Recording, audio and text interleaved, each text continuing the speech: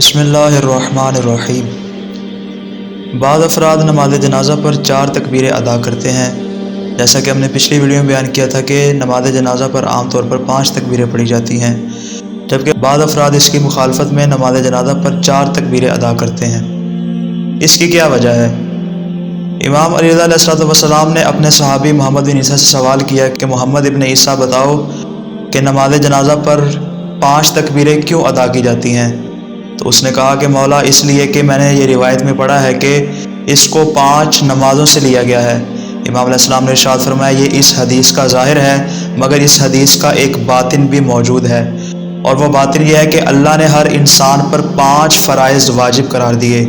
यानी खुदा ने हर इंसान पर 5 तरह की चीज़ों को वाजिब करार दिया, जिनमें से पहली है नमाज, दूसरा है रोज़ा, तीसरी है ज़कात, और चौथा है हज, और 5वां है विलायत।